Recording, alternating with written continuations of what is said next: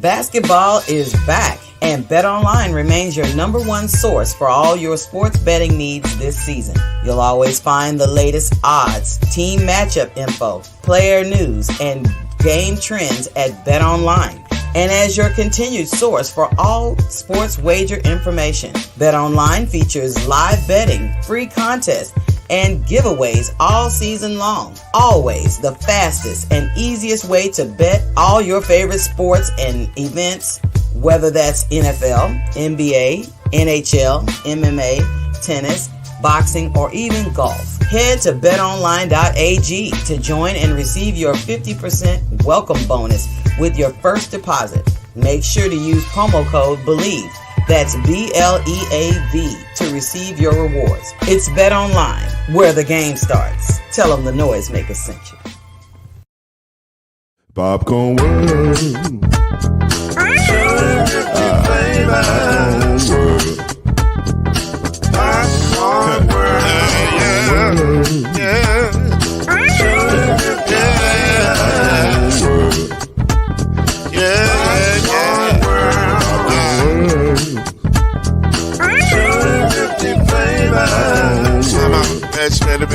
Popcorn World.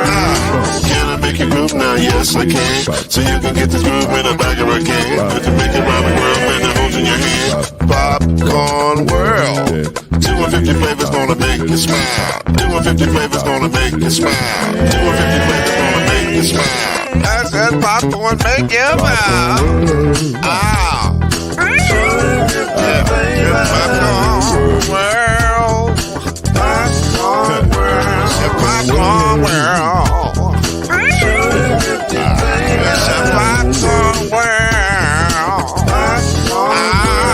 It's a popcorn world.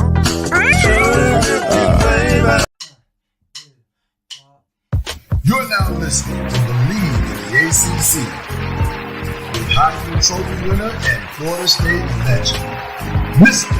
Charlie Ward, Wave 3 TV, and Fern Creek Hall of Famer Kendrick Haskins, and Mr. Talking Noise himself, and of course Mama Noise's man, Lloyd Smith.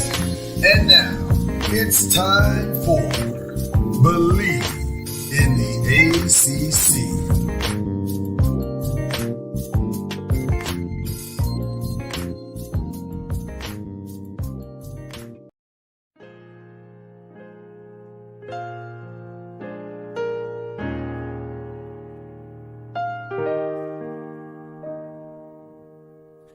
If your heart is broken and your spirit's wounded, you feel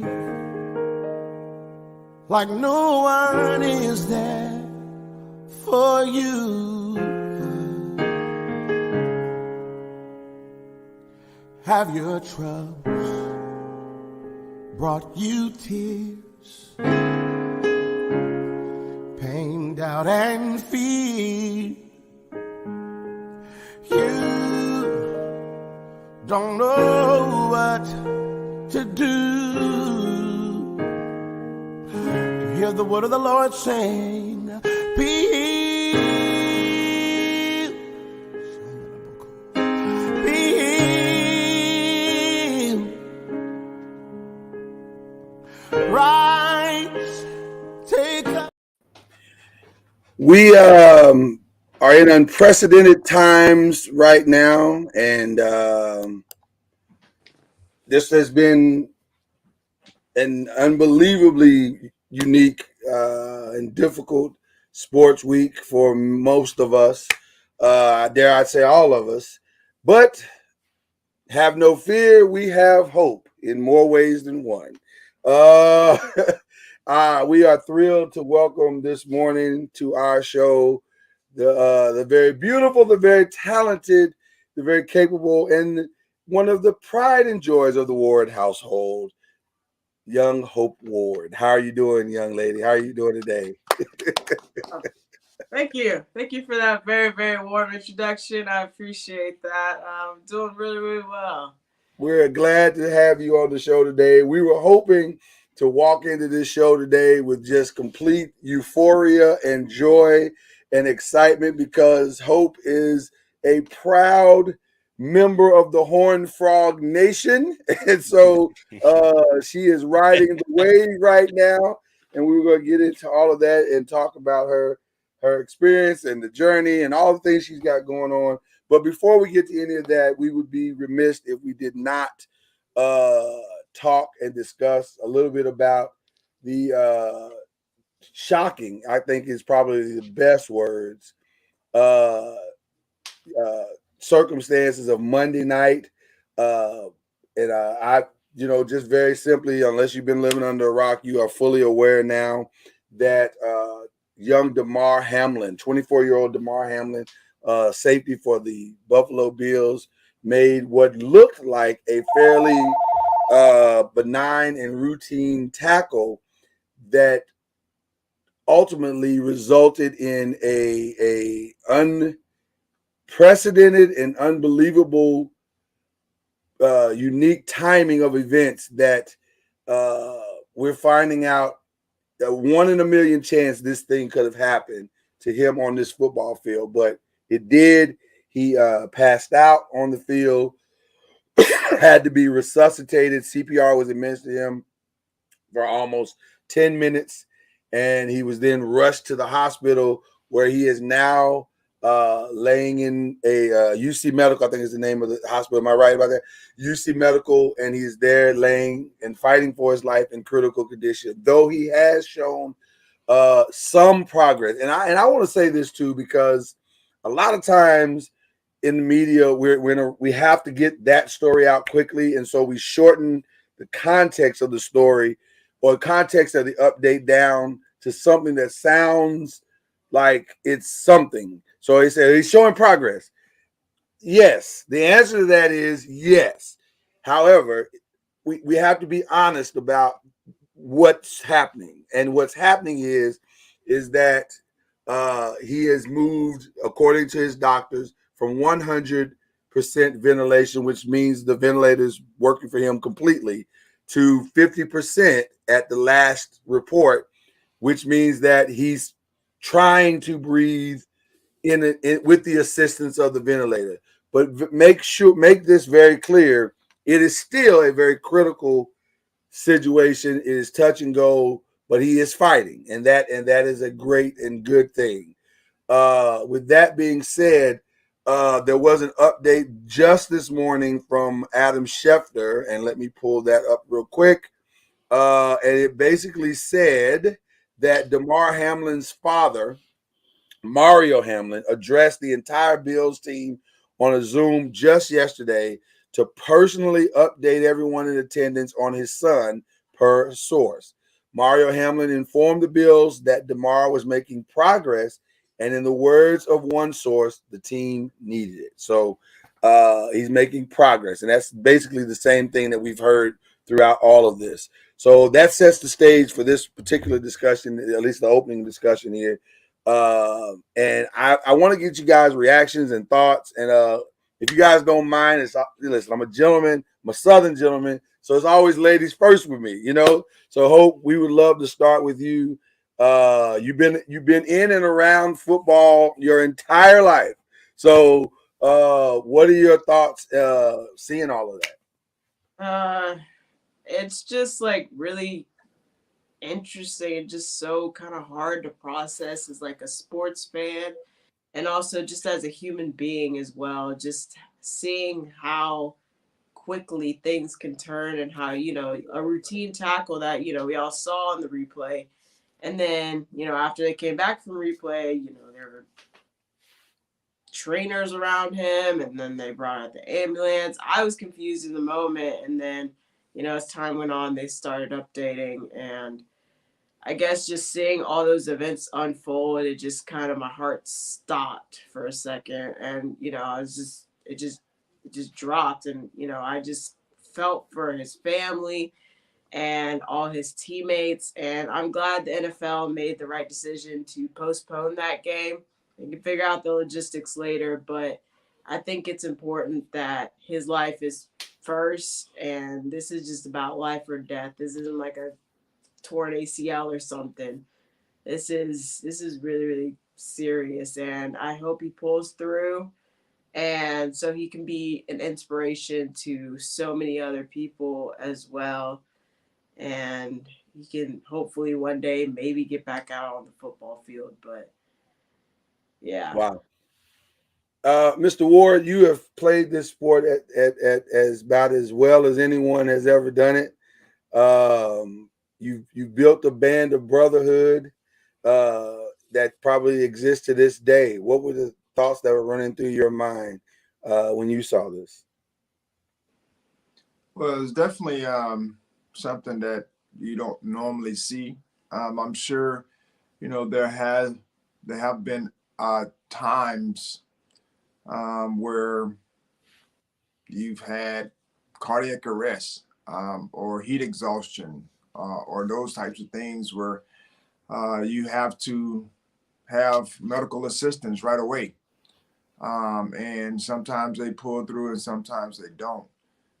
But when you see this in the NFL, which you normally don't see, you see the ambulance come out for neck injuries or whatever the case may be, legs and those types of things. But for this to happen like on live TV was unprecedented as well in a lot of ways.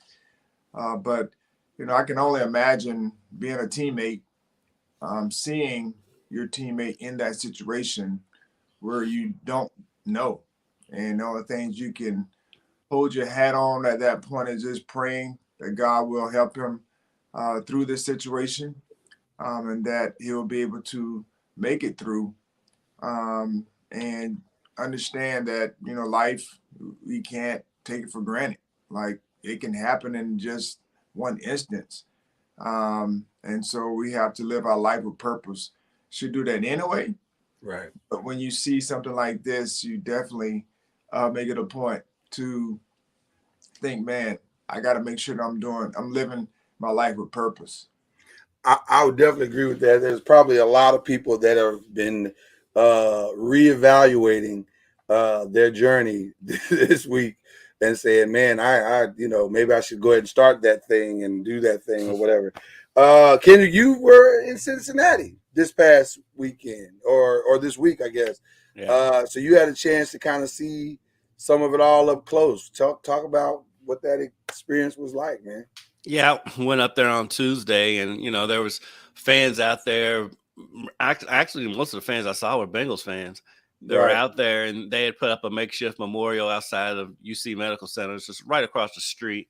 And they had a Bills sign out there, and they had a candlelight vigil, and they were making a wall of prayer along the fence that ran across the street. From the UC Medical Center. It's just the outpouring of love has just been amazing. Because the story of his toy drive that he had started 2 years ago, which he was just trying to raise $2,500, and now I think it's last I saw was up close to $5 million have been raised for his donation for his toy drive. And so just the outpouring from like every inch of society that gives. It's like Charlie said, you don't see that on national TV, and it's like. That was the game. So like everybody's watching. It wasn't one of those 1:00 games where, it kind of they skipping around on the red zone. This was the only game going on, and everybody saw that.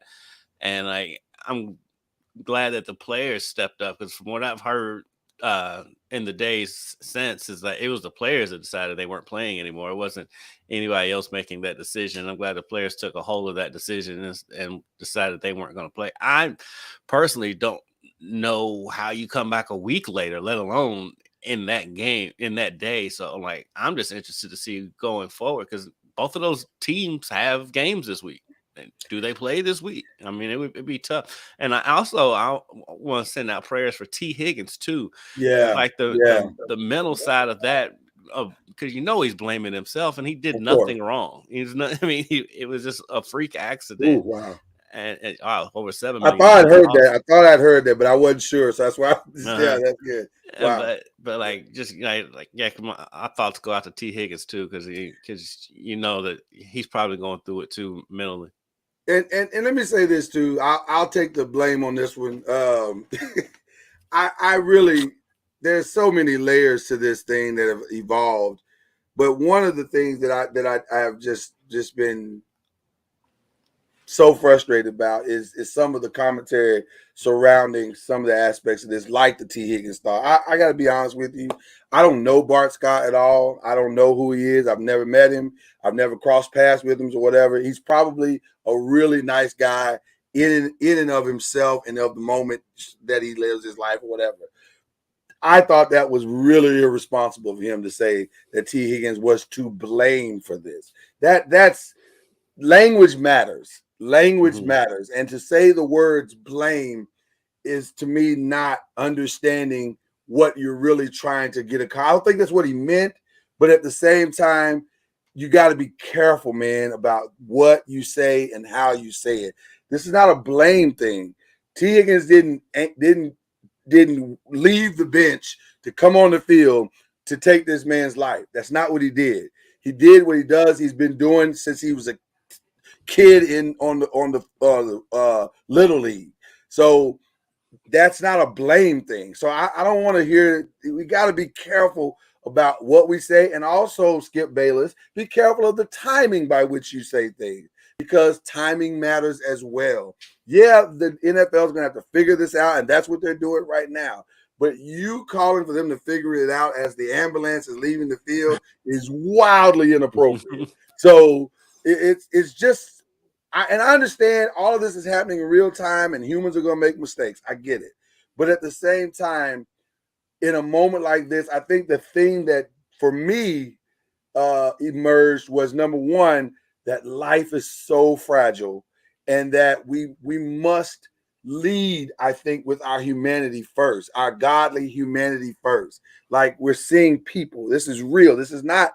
Listen, it looks like these guys are gladiators and our fantasy players, and they're this, that, and thing, but they are human, real people with real families and real emotions. His mother was there. According to his uncle, his nephew was watching the game. So this is all real. This is not, some fantastical thought process. This is real. And so we have to be very careful about what we do, what we say, how we respond. And that was the thing that I think I've probably taken away from it more than anything. That not above just my daily prayers for DeMar.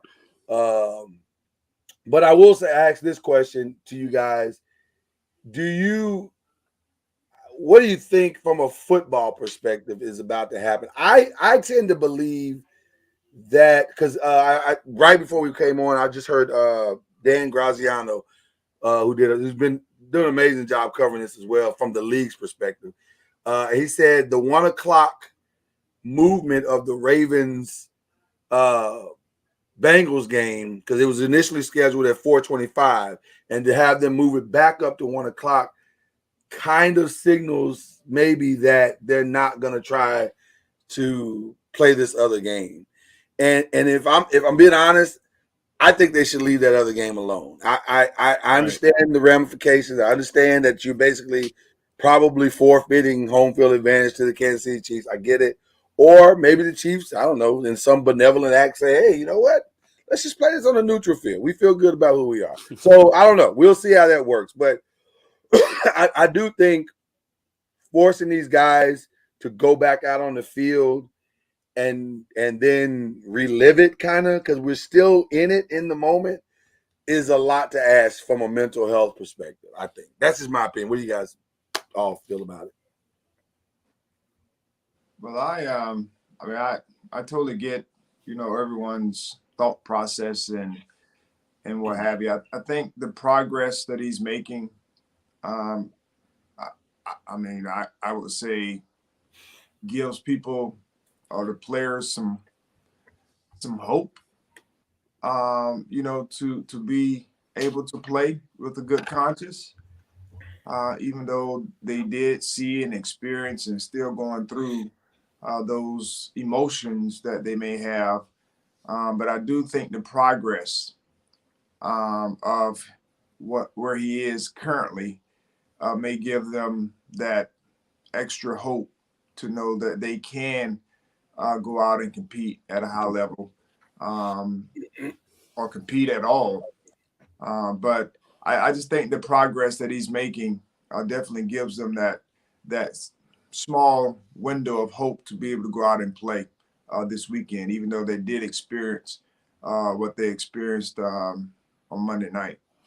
Charlie, as a former player, you know, at as high a level as you can get, how hard is it to go back out there after, even if it's an injury, like, you know, like a torn ACL or something like that? When you see your teammate go down, I mean, I've always wondered how hard it is to go back out there and play, because it's got to weigh on you mentally, because not only you worried about your teammate, I mean, selfishly you thinking about yourself too. I mean, how hard is it to go back out there?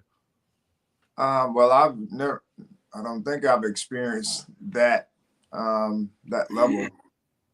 You've seen guys leave games, and you know the games normally continue to go on, and then you check on your teammate after the game is over.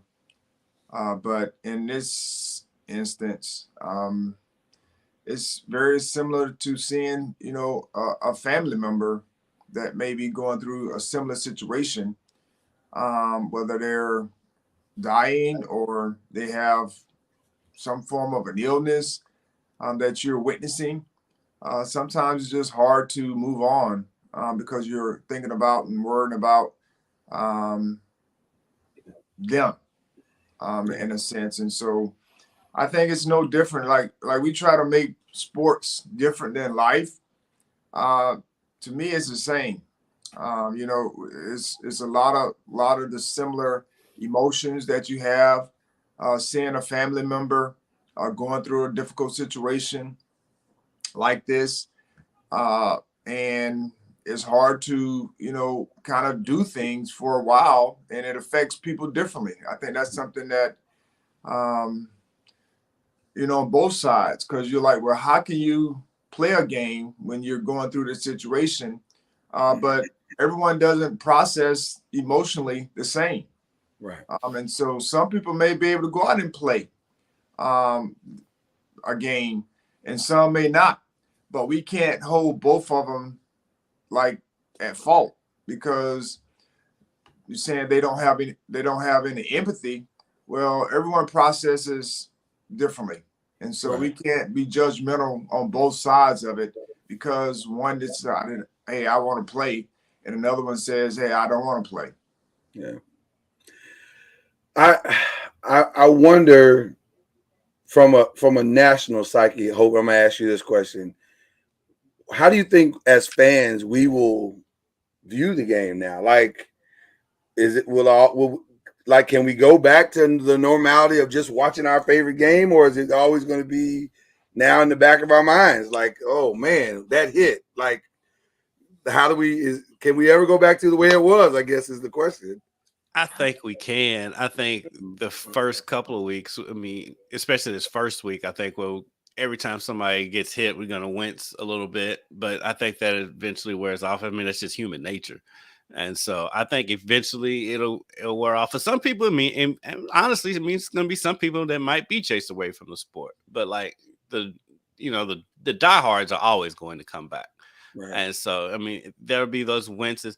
Because honestly, I winced on the possession before the Bills player that got hurt. I forgot who it was when he got hurt, because I saw the way the way he fell down. Yeah. And now I've been watching sports so long. That first thing I look for is to see if their limbs are moving. Right. And so when he was laying down like where he was on that first possession, I saw his limbs moving. And I was like, well, at least it's not that.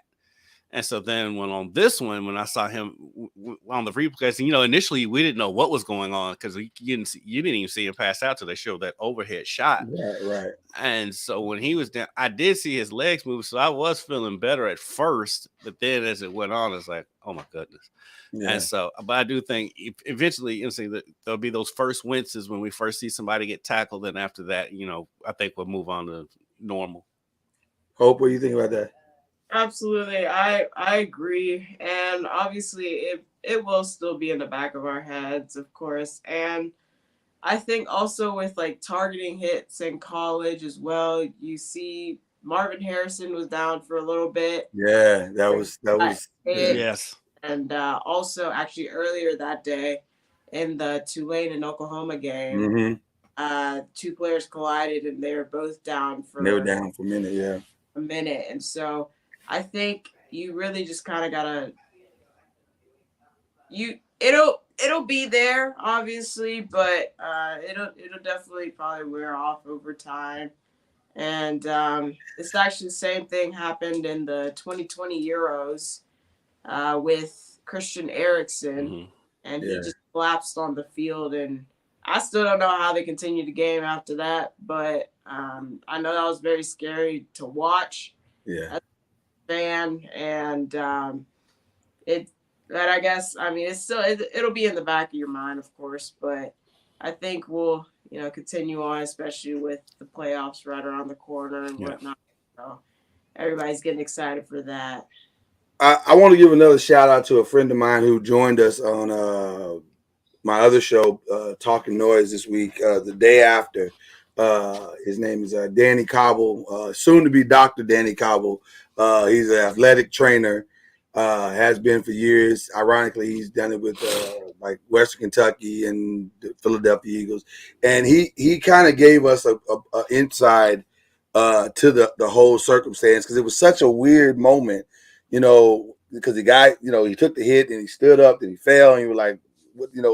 And so once he kind of explained it, what it was, that it was this, and I dare not try to attempt the name of the thing, but it is a particular type of thing that happens, and it's a blunt force trauma at the exact time of an arrhythmic heartbeat. And it's it's a fluky 1 in a million type thing that could happen to anybody. Now, what he revealed to us was kind of shocking, because he said it typically happens in like lacrosse or like middle school, or little league baseball. Little league baseball, yeah. In baseball, yeah. It happens at a higher clip than you might imagine at little league baseball. So it was good information, and I bring that up because I think one of the ways that they're going to help these guys get past it, and maybe even the fans at some point will be able to get past, is through this kind of education. Because now, to understand that it's not something typically that you're going to see on a normal basis. I mean, let's be honest, it's the first time it's happened in the history of the league, this particular thing. So it is one of those lottery kind of type events, 1 in a million, 1 in a billion kind of things that just somehow happened. And, so I think some public education might be as necessary to all of this as the private education that I know teams are doing individually. I know my team that I follow, the New York Giants, I watched the coach Brian Daboll say, we had the chaplain come in, we had a heart specialist come in, and we also had a psychologist come in to deal with us, because we got to get over that mental hurdle. And I think that's what we're collectively and societally going to have to do, is educate, because sometimes the education to these moments helps us get past the mental hurdles. So that's secondary and thirdary and fourthary to the reality that is praying for Damar Hamlin and wishing that he comes out of this better than he went into it. Yes, and Jacob, we agree, man. We hope it draws more awareness and resources for life-saving equipment, because that is, listen, and the my first shout out is going to go to that medical team.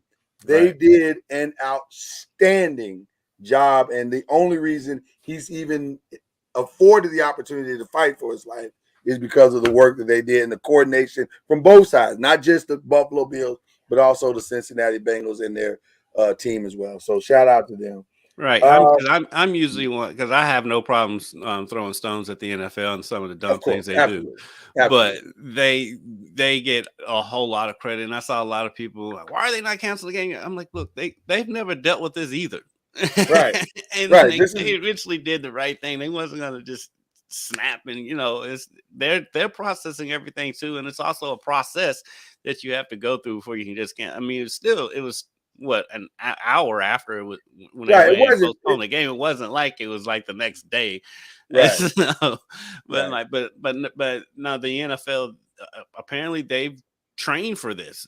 Oh yeah. They every team trains for this, and it's an NFL mandate. So shout out to the NFL because their mandates or whatever for them to train for this is a big reason why he's still able to fight for his life today. Right. Obviously, they hope to never use it, but it's great that the training worked. Right. So there you go. All right. So that's our thoughts on DeMar Hamlin. I want to get into TCU and this lovely young lady who has joined us here today. The lovely Hope Ward is in the building.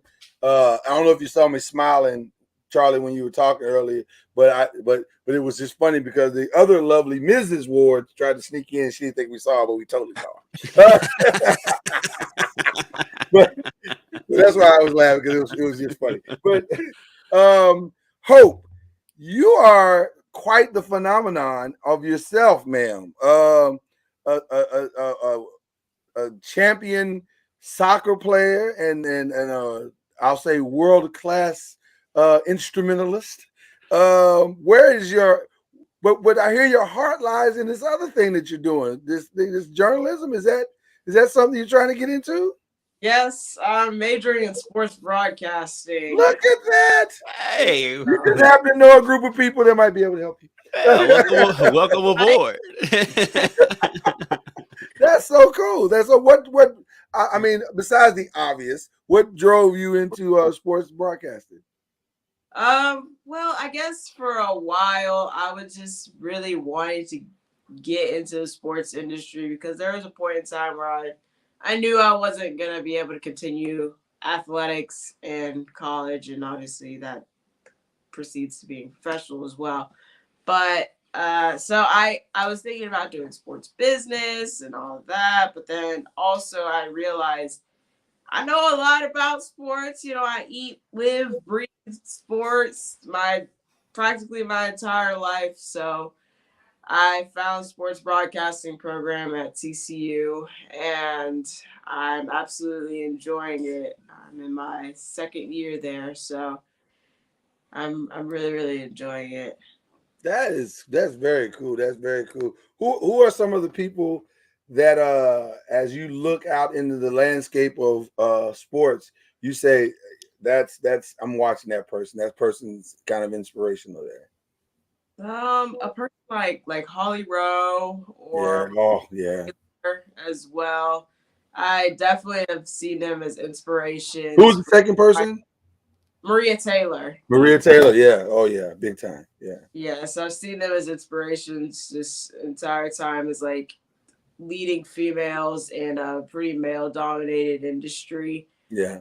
And especially Maria Taylor, a woman of color who just has been trailblazing and is continuing to do really, really well in the industry. So it inspires me daily. So That's cool. That is very, very cool.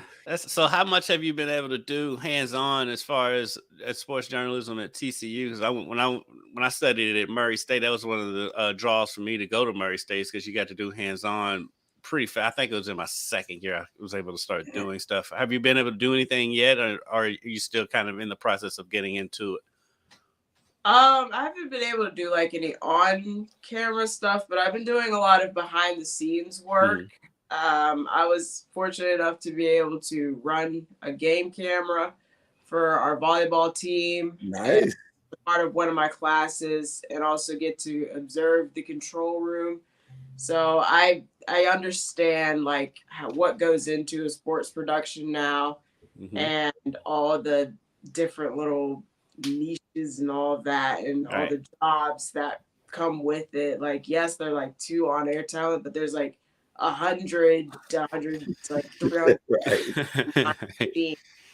and every single job is very crucial to a broadcast functioning. So I now applaud all of the broadcasters out there, all the cameramen, all the directors, producers, all of those people. I truly applaud them because it's truly it's there's a lot going on. Yeah. Yeah, oh yeah. Sure, there's a lot going on. So I absolutely applaud them for that. So. Do you have a dream job yet? A dream job for me would be the host of a sports talk show. Okay. That's the goal. General sports or a specific sport? Like do you want to do NBA Today or NFL Live, or are you saying, listen, just put me somewhere where I can talk sports, I'm good?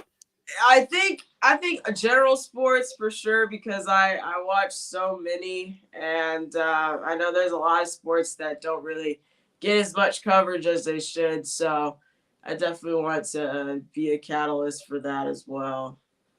Yeah, I was telling you, as you're coming up, especially in college, learn as much of that stuff as you can. Learn about as many other positions, especially because, as a sports anchor, you do it all. I mean, people laugh because I have to go out and shoot 2 basketball games tonight, and so you still have to shoot games. You do pretty much every job in the newsroom when you're in the sports department, especially as a sports anchor.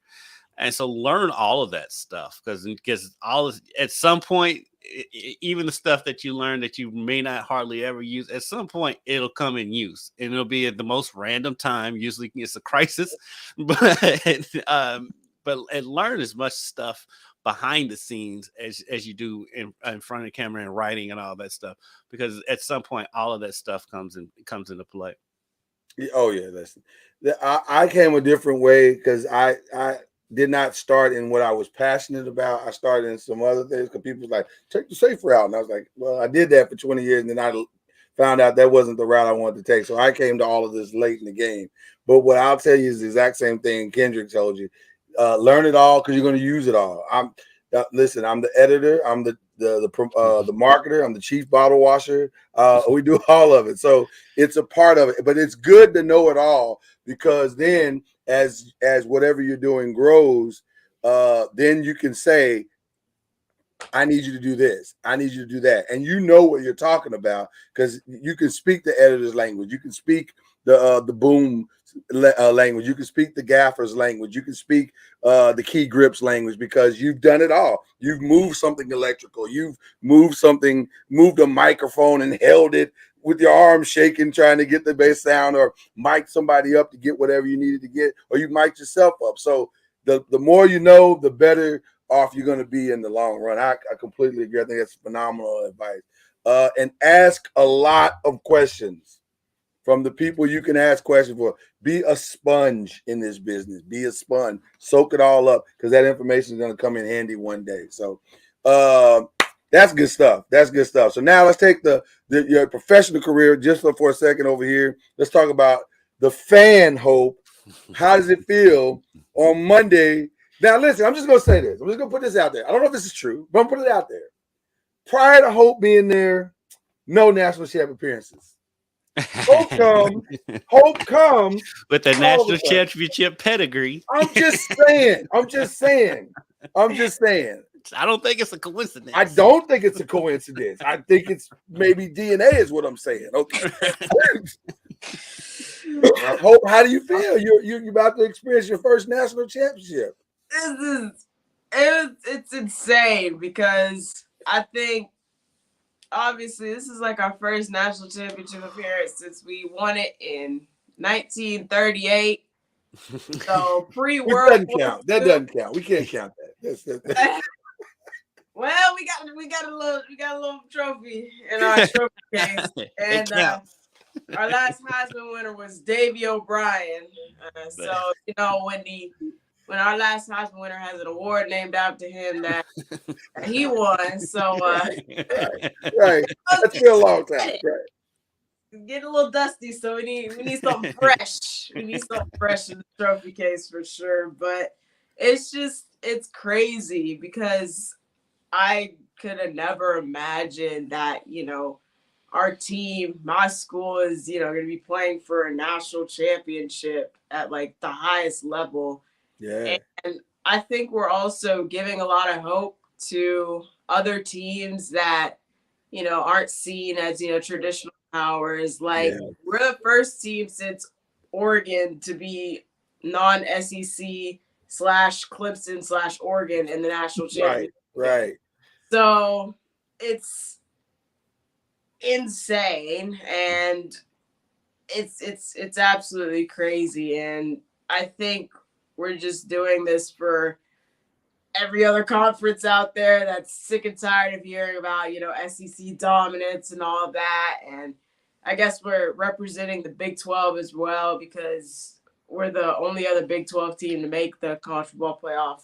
And Oklahoma hadn't really done much. They have not performed well in it. That was phenomenal fan shade. I love it. That was phenomenal. All right, so now we're gonna. Now, Kenny, I think now we should have her put a journalist hat back on and do some evaluation. Would you agree with that? I agree. Okay, so Hope, talk to us about the game. Talk about the chances that TCU has to actually pull this off. I think we have a pretty good chance, a better chance than I think a lot of people have been giving us, because I remember earlier in the Sugar Bowl, there was a commentator, I forgot who it was, but he's like, I predict that both games are going to be blowouts. Yeah. But that couldn't be further from the truth, because both games were decided by a combined 7 points. So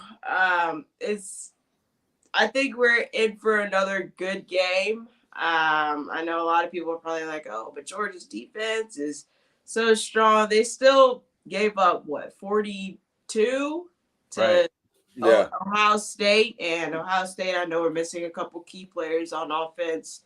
So I think where we have a leg up is strength and conditioning, because that's definitely helped with a lot of long runs through games. Because we've been in some tough grinds, battles, all of that, then we've prevailed simply because we've had good strength and conditioning. Because there was a period of time where we played 11 straight games, because our bye week was in week 3. So right.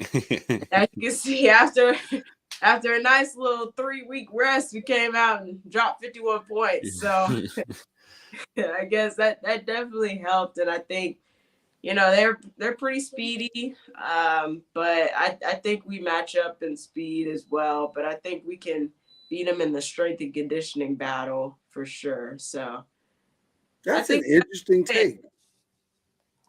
That's a very interesting take. Kid, you go ahead. Well, TCU's used to these tight games. They've played so many of them, and then when you got a quarterback like you do in Duggan, I mean, you feel like you can win every game, and as well as they should. And I think a big chunk of the nation is rooting for TCU. Oh yeah.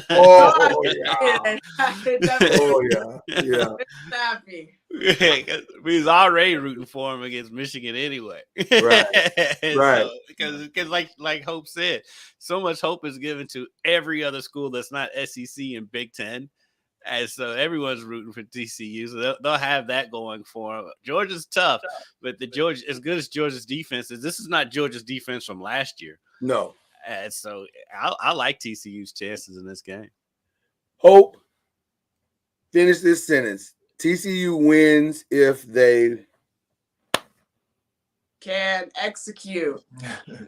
Because I know we have a tough time sometimes executing a good game plan. I know Coach Dykes is probably drawing up a pretty good game plan against everything. And I think a lot of times we do shoot ourselves in the foot with drop passes and penalties and all of this and all that, missed tackles. So I think if, everything falls into place, obviously no game's going to be perfect. We're going to make mistakes here and there, but if we can limit them, we definitely got a good chance to probably not only win, but maybe win comfortably.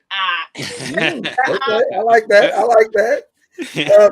Charlie, do you believe they can win comfortably? I was going to ask, Well, that's what we would hope, that they would win comfortably, so we won't have to sweat through the game. But I as I say, in a championship game, all you can ask for is a chance to win it. And the first chance is you're in it. So you got to be there to be able to win the national championship or any championship. And for you to, hopefully the goal is to be able to win the game in the fourth quarter. And whether it's close or whether ahead, whatever the case may be, you just want to have a chance to win it in the fourth quarter. So I think it's important that, they make sure TCU take care of the running game from Georgia to where they force Bennett to have to pass, which Ohio State, I thought, did a good job, minus some of the coverage bust. Guys running wide open. But they did a pretty good job of making sure that they limited those big plays. But the big plays is what kind of got Georgia back in the games, back in the game, I should say. And so I think if they can limit, which TCU gave up some big plays against Michigan. Yeah. So it'd be interesting to see who can limit the big plays. Because both teams live in their semifinal games on that, big plays, whether it's TCU's offense having a strike back, but their defense scored 2 touchdowns, which is not normal in a playoff game. But that's what you need to do if you're going to win games that you're not supposed to win. You got to play solid on both ends, all phases of the game. Which I think they did a pretty good job of. But I just think when you have, like I think Kendrick mentioned, when you have Max Duggan as your quarterback, and he's proven all year that he's a senior leader, veteran, and he plays that way, you have a chance. Like, you feel like every time he has the football, he's going to make something good happen, even when he does – may have a negative. You feel like he's going to be able to bring you back because time in and time out, you've seen him get it done. Yeah. Who do you give the nod to at quarterback? Like the edge? The one who got runner-up in the Heisman voting. You know what? Yeah, we weren't going to do this, but we were. It feels appropriate now because she leaned in on it, Kendrick. And that was a humble flex. She leaned in on it. She leaned in on it. I see what's going on. I see what happened there. You've been trained well. I was wondering how long we was going to get a Ward family humble flex. You knew it was coming because it's in the DNA. It's in the DNA. I think I agree because I thought Stetson Bennett kind of got exposed a little bit. Like, maybe not even a little bit. Like, there are some things to take away from that game for TCU that you can see. There's a certain pressure that he just is not comfortable with. And he is very prone to make a mistake in that. Yeah. The linemen have to get their hands up because he had a lot of batted balls in that game. But Stetson Bennett's a winner too. He's a winner. The same things we were saying about Duggan, we can say about Stetson Bennett. He's done it, so you can't take that from him. Yeah, no, you can't take that from him. And he's 35 years old. Fun game for sure. What'd you say? And he's 35 years old. He is 39, and it's. But listen, he's still younger than Sam Hartman, so there you go. There's that. I do think he's like legitimately older than Lamar Jackson. Like, Sam Hartman is really old. Like, it feels like he's been around a long time. So I can't believe he transferred, by the way. Can we just deal with that for a second? I can't believe he transferred. Where is he going? Where is he going to go? Man, just go to the USFL and call it a day. I don't understand. He'll make more money in Notre Dame. I'm about to say, that's true. On the street says Notre Dame. So right, that's a nice paycheck. That's actually not a bad fit, as weird as that sounds. I think it's a great fit for Notre Dame. I would say it's actually not a bad fit. But is he better than the guy that they played in the bowl game? He is not. But And we know that from having watched them all season. But at the same time, I mean, I think he can be, though. To be honest with you, I think he can be better than the guy that was. How? Just with better weapons around, he'll have a better offensive line around him. He will have a better offensive line. The kid that played in the bowl game, he was passing and running. Yeah, Hartman's not doing that. I don't know. I'm so indifferent with Sam Hartman because I don't know what he is. But what'll be the best is that whole region of Indiana and Kentucky will have a culture shock because they got Sam Hartman and Devin Leary coming, and I am here for it. I am here for the vitriol that will be spit from those two states on both those guys. But I can see Notre Dame getting Sam Hartman as a.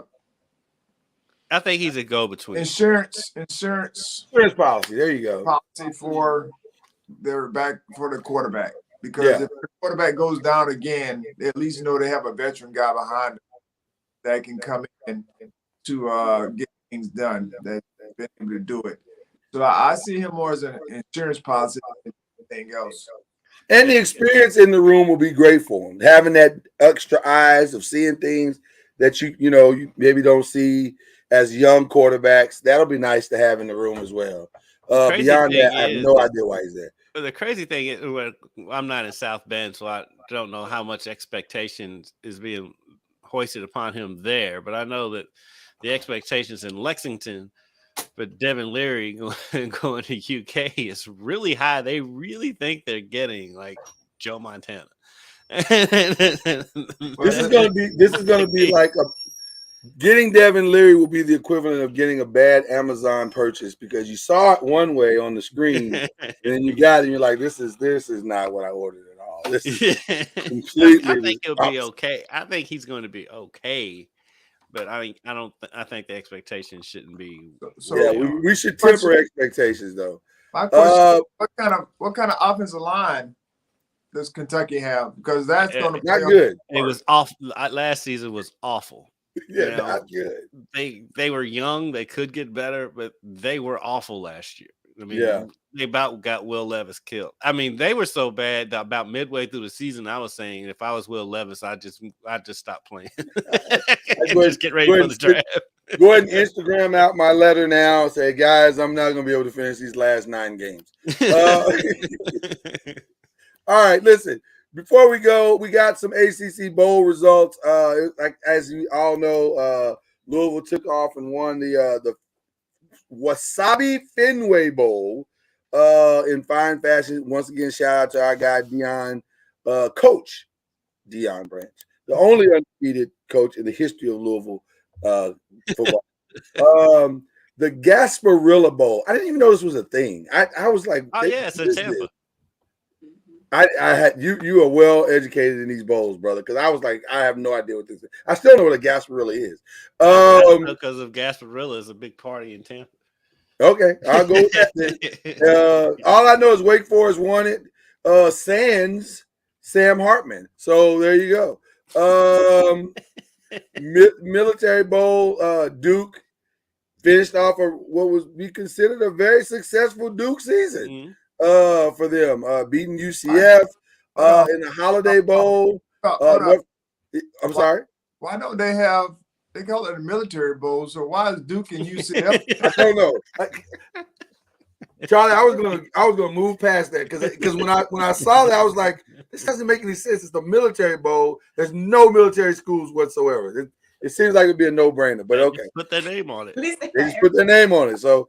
Unless they're doing it like a massive recruitment thing, I don't know. But the Holiday Bowl, UNC and the young freshman came up short. That was actually a really good game. May played really well in that game. Yeah, May played great. He did everything he could. You can't blame May. Can't blame May on that one. It turns out Syracuse probably wasn't as good as I thought they were. Hope I had high hopes for. I like Dino Babers. I'm sorry. I like the guy. If there was 2 other people on this show. You don't have to do that. We got guests. We have guests, okay? Don't do that. Hey, Charles, you know something about that bowl game? It wasn't in the Carrier Dome. It wasn't in the Carrier Dome. It was not a home game, clearly. game? This was fun. A very, very fun game, and my favorite cracker. So the Cheez-It Bowl was really, really a good game all the way around. And by the way, shout out to Jordan Travis, who moved into the upper echelon of FSU quarterbacks historically, because he did some things. He really had a phenomenal season this season. He really did. When you look at the totality of his work, Jordan Travis has made a name for himself. So shout out to him. He ended being the top rated passer. That's wild. That's wild. That's awesome, man.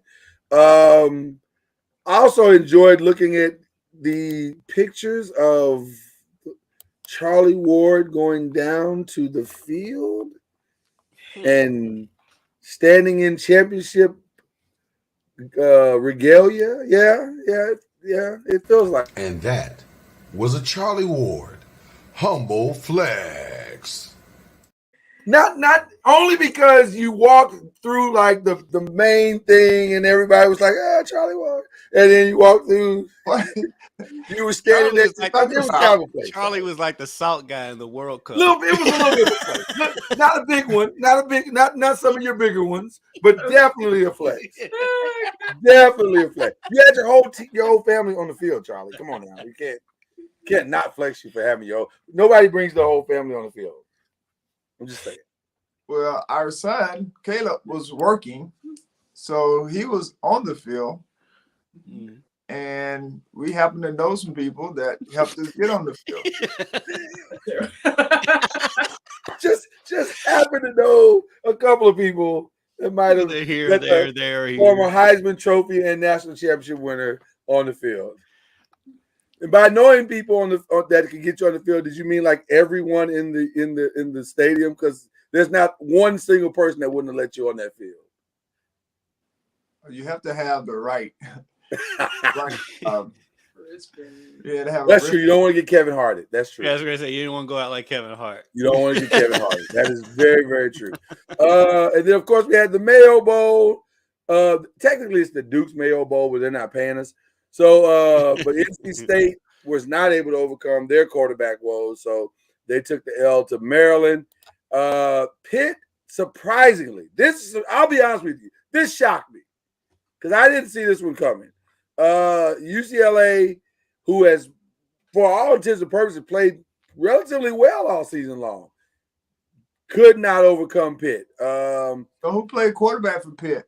That is a great question. I knew you were going to ask me one of these quarterback questions, and one person. I would not be prepared. I'm going to find this for you, Charlie, because now I'm curious. It doesn't matter. It wasn't our main guy. Whoever it was, they looked on the sideline for the plays. It doesn't matter, right? It doesn't matter, Charlie. It really doesn't matter. Well, I think we learned that. So that's the reason why they won. That's why they put. Is that where you were headed with that? Yeah, that's where he's going. That's where he's going. Wow. Man, I don't normally. Do we have a drop for that? It feels like we should have a drop for that, but. I think more importantly, we learned going forward that USC and UCLA are going to have some issues on defense going into the Big Ten because they can't stop anything. Listen, they're not a part of our rundown here, but USC recruit defense, like for real, like make that the priority. Tackling is oh my God, it's so bad. And then finally, in the orangest Orange Bowl of all time. Tennessee, they have a bright future because their backup looked like he was making a Heisman announcement against Clemson. And I mean, in dominant fashion. It was 31-14. I'm not sure it was really that close, but man, what that kid was phenomenal. And I've never seen a kid flick his wrist and throw 60 yards before. That was weird. That was very. But that's what he's known for. Yeah. When he came from Michigan, he was known for throwing the football like hard. He had no touch, or he could throw it deep. Those were his two things that he did well. Well, he's found accuracy since he played much better when it came down to finding touch. Yeah, I mean hitting his targets, and so. that's I just I just hope more people give people opportunities and chances to continue to improve. Yeah. One of the things I kept hearing about Jordan Travis, and you keep seeing, like people gave up on him, or certain coaches gave up on him, or whatever the case may be. Or this is what was said, 2 years ago. But 2 years ago was probably accurate, Right. but he went and People improved. grow. So those things do happen. And so, yes, I appreciate people keeping receipts, but people do improve. Like, they don't stay the same. So I'm happy for Joe Milton and Tennessee getting an opportunity after, the injury to Hendon Hooker. He got an opportunity. He proved himself, and he's improved, since his Michigan days. Well, and I think one of the reasons why it's an encouraging story is because, and the irony is that they played Clemson, is that his coach supported him in his progression as a player. He really had his back and helped cultivate it and to put full support in his growth as a player. I'm looking at I'm probably looking at you right now, Dabo Swinney. But that's but I mean, Dabo's got a lot of problems coming up. I'm just saying when a kid transfers 3,000 miles away to another school, that's a pretty telling message. Like, I want to get as far away from this situation as I possibly can. It's closer to home. But he's closer to home, but geez. Well, anyway, ACC bowl record ended up being 5-4. So about where we thought it would be. I mean, we were. That's kind of how the season unfolded. I mean, it's a catch because sometimes you don't know who's playing, right? Both teams, and like we had Coach Deion Branch coaching the both team. Right. Came out of retirement, right? Came out from player development to be the head coach. So I mean, it's a missed deal. Yes, it's absolutely. All right. So, Hope, do you have a prediction for us for Monday night? Monday night. I think I have my frog. Because you're headed back to school at some point, right? Like you got to get back to school at some point. Or are you going to the game? Or are you going to the game? Okay. No. Don't go to LA. Dad. Come on, Dad. We're watching for the comfort of the couch. I mean, that setup that she has right there might be better than some stadium seat. I mean, not a bad setup. Get the stars going and everything. Get the stars going above. Yeah. I love how they both have that same grin on their face. They both have the same humble flex grin. I love it. It's fantastic. Okay, your prediction, Hope. What do you got for us? I think I have my frogs 35-28. So you say it's going to be a great semester.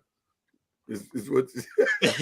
Yes, hopefully they're probably cleaning up toilet paper on Boulevard when I get back. That's why I want to ask you, Hope, because like Texas is such a football crazed state. I mean, how crazy is it down there at TCU right now? It's even though we're a small private school, we still get down. We still got our tailgating and whatnot. They're having a watch party at the basketball arena. Oh wow! So. Yeah, it's gonna be something if we win for sure. I'm surprised they're not having the watch party at the stadium. Like right. That would be the most Texas thing of all. But yeah, it's gonna be Kendrick. It's gonna be a fever pitch. By the time Monday gets here, it's gonna be a fever pitch, and it'll be quite the spectacle. But the game may be on at the stadium. It's very possible. It's very possible. I'm sure for the neighbors to watch. Mr. Ward, do you have a prediction? Well, I'm gonna go with the Horned Frogs as well, just because they're giving hope to a lot and they're getting you money. They're getting you money. People. Hope's face. No, I'm just saying he's probably financially obligated to pick TCU at this point. That's got to be part of it. They putting forth the effort to make a reality. I mean, it's not like they don't have a good team. So, Everyone's going to pick Georgia because of they won this national championship last year, and they're undefeated. No. Yes. Yep.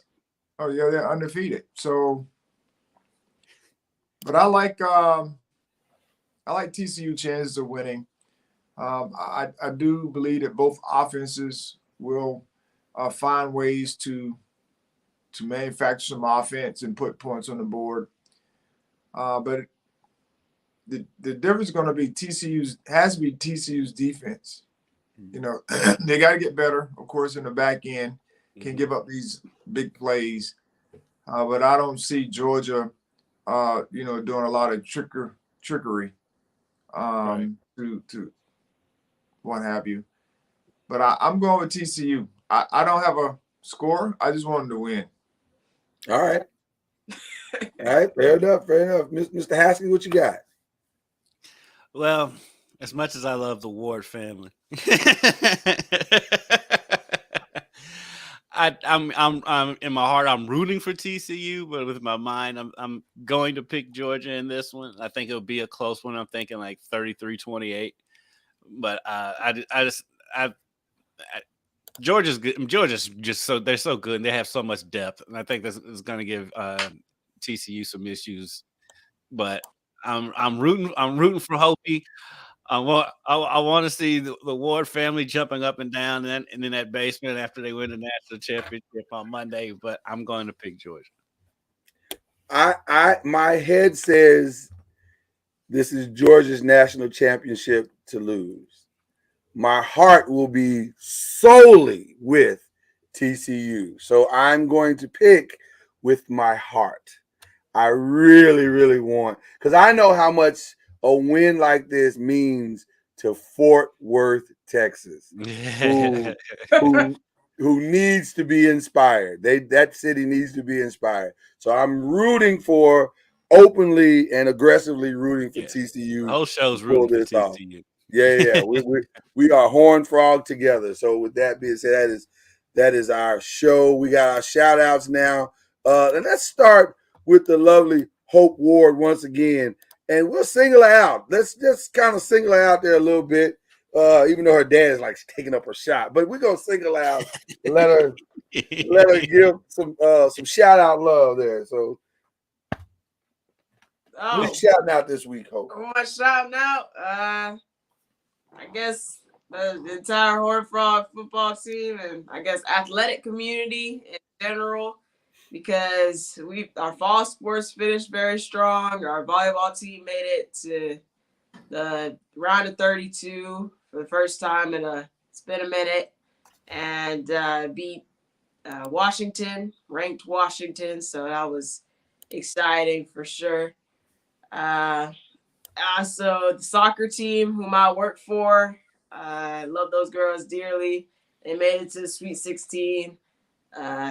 Ultimately ended up losing to Notre Dame in the snow, but they definitely gave it their all, and I'm excited to see the future and what Coach Bell has going on over there. So excited for that. And also our basketball teams, our men's team is ranked, 16th?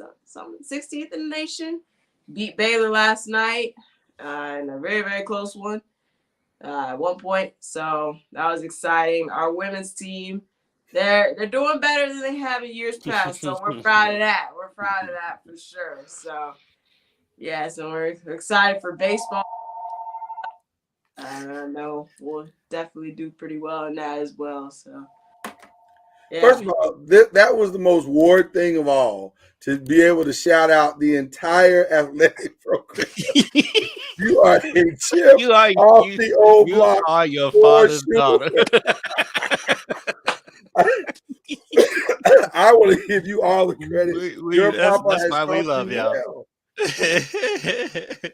I found the equestrian team. Oh my goodness, they've been doing well too. Shout out to TCU. Our tennis team doing well also. Shout out to TCU equestrian team, because I'm sure this is the first time in history they have gotten a podcast shout out. So, I can't forget our rifle team as well. Oh man, we got a good rifle team. Yeah, there we go. Oh gosh, Oh my goodness, that is that's like my hilarious. emails I get from the University of Kentucky. Why you don't talk about the rifle team? Like, what are we talking about? They win national championship every year too. That's wild. That is wild. So wild. All right, Mr. Ward, who you shouting out this week, brother? Well, of course, I'm going to follow suit. FSU football team for a 10-win season.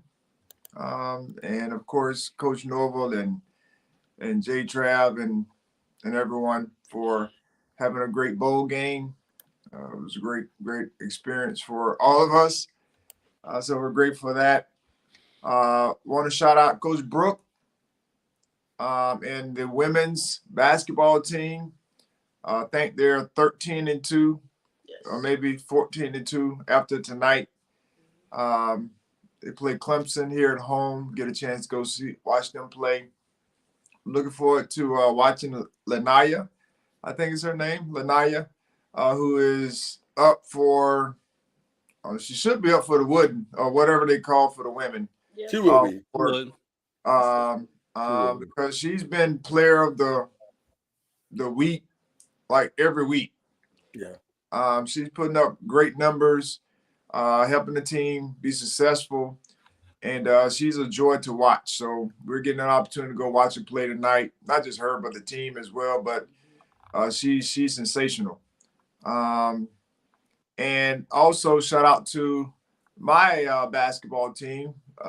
We're currently 13-1. Won 3 games over the break. And we went down to Thomasville, my hometown, on Tuesday and won pretty handily. But our guys are playing well. We got a game tomorrow, and it'll be a good game for us. We're playing IMG Blue, which is the team down from the national team. Mm-hmm. And so we're looking forward to that competition. Should be a good game for us. They have a bunch of shooters, and they have a kid that's 7'5".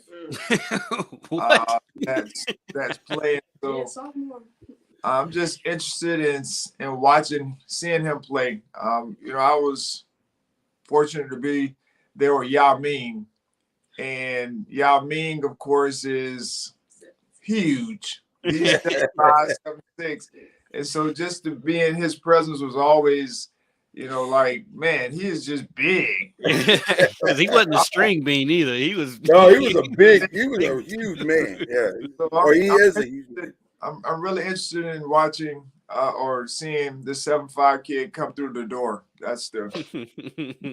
By the way, just so people have a reference and understanding, a freshman.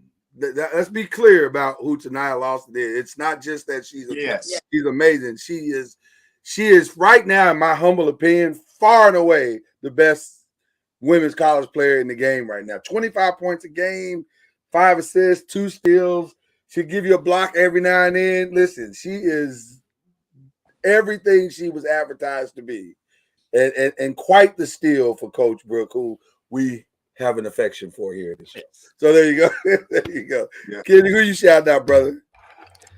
Well, it's a tough shout out to do given the situation. However, I want to shout out my Chip City Lou fantasy football team, who made the playoff at 8-6 and won our championship. Did